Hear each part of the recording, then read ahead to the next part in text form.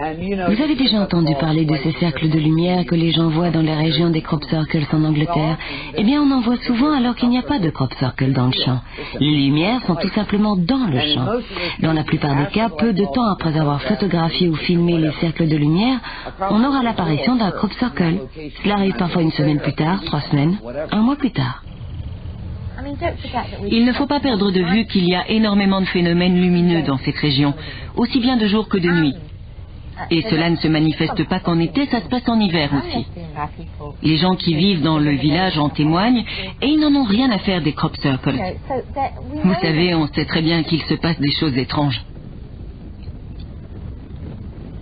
À Avebury, à Alton Barnes, c'est un coin où on en voit régulièrement.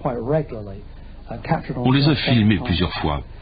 Par exemple, ceux que Steve Alexander a constatés en 1990. On arrivait de là, juste en face.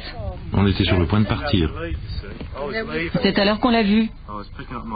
J'étais en train de prendre ma caméra, je l'avais à l'épaule. Je me suis retourné et j'ai vu cet objet apparaître. S'il était apparu 5 secondes plus tard, on aurait raté ça. Parce qu'on aurait continué à gravir la colline. En fait, je me suis retourné et je l'ai vu. Je veux dire, il est apparu. Il a tourné et puis il est descendu dans le champ de maïs. Il s'est déplacé au milieu du maïs en le dispersant. Il se déplaçait entre 2 rangées de maïs qui se trouvaient dans le champ en allant de l'une à l'autre. Il savait ce qu'il faisait, il savait où il allait. C'était contrôlé avec beaucoup d'intelligence.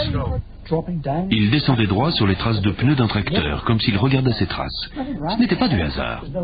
Son mouvement ne suivait pas la direction du vent, il ne se laissait pas porter par le vent comme l'aurait fait un ballon ou quelque chose de semblable. Vous voyez, l'objet est descendu et s'est arrêté un long moment. Alors j'ai fait un panoramique vers les anneaux, pour donner une idée de la distance de l'objet par rapport aux anneaux. Un panneau aller-retour pour donner la relation exacte entre eux.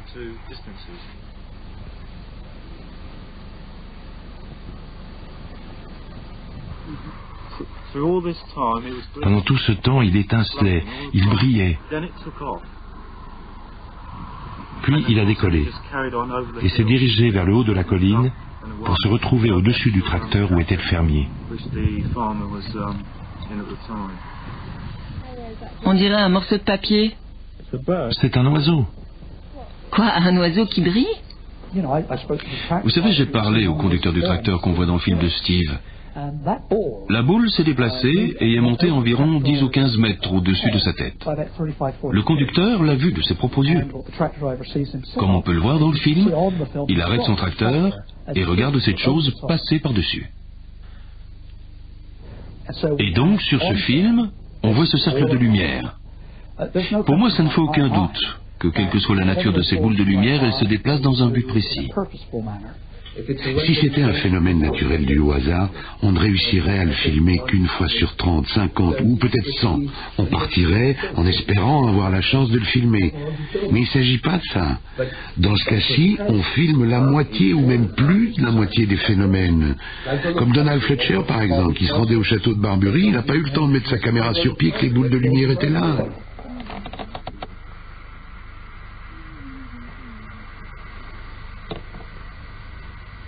C'est quoi?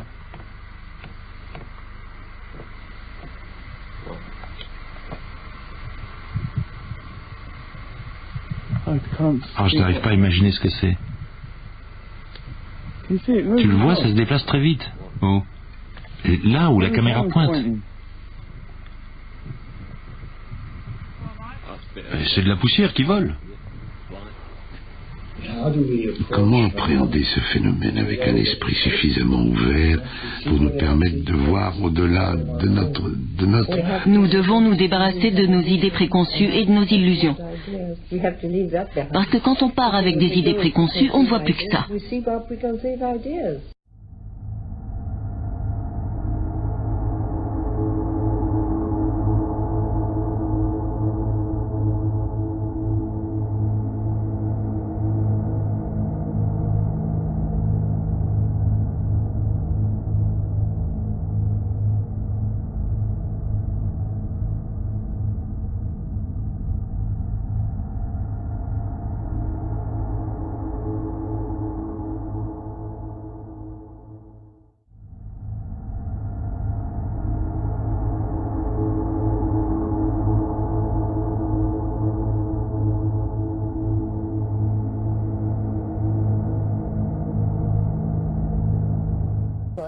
récemment de centrales nucléaires en France qu'on attribue à des drones.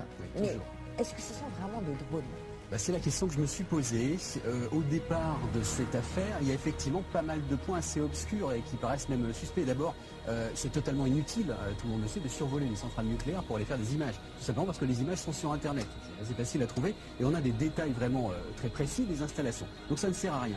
À ce jour, on a, en tout cas à ma connaissance, aucune photo, aucune vidéo de ce phénomène de soi-disant drone au-dessus de centrales nucléaires. Et puis les rares témoignages. Il y a quand même 17 sites, 17 centrales nucléaires qui auraient été survolées, qui ont été survolées. Qui ont été survolées, certaines à plusieurs reprises, et puis certaines au même moment, notamment au mois de novembre 2014. Donc c'est assez étonnant. Les rares témoignages et les descriptions qu'on a, elles ne montrent pas forcément qu'on a affaire à des drones. Parce que les drones, vous voyez, c'est à peu près ce genre d'éléments, c'est-à-dire évidemment c'est plus gros que ça. Ça, ce sont des drones, ce qu'on appelle civils, avec des hélices, c'est des octocoptères par exemple pour faire des images. Et puis voilà, c'est ce qu'on nous décrit, ce que décrivent les témoins qui ont vu des choses au-dessus des centrales. Ça ressemble pas forcément à ça. Et puis tous ceux que j'ai contactés, ça ressemble à quoi alors ce qu'on écrit? Vous allez voir dans le reportage dans un instant, parce qu'il y a quand même un dessin qui nous montre à quoi ça ressemble. Ça ressemble vraiment à ce qu'on se fait, l'idée qu'on se fait en tout cas d'un ovni.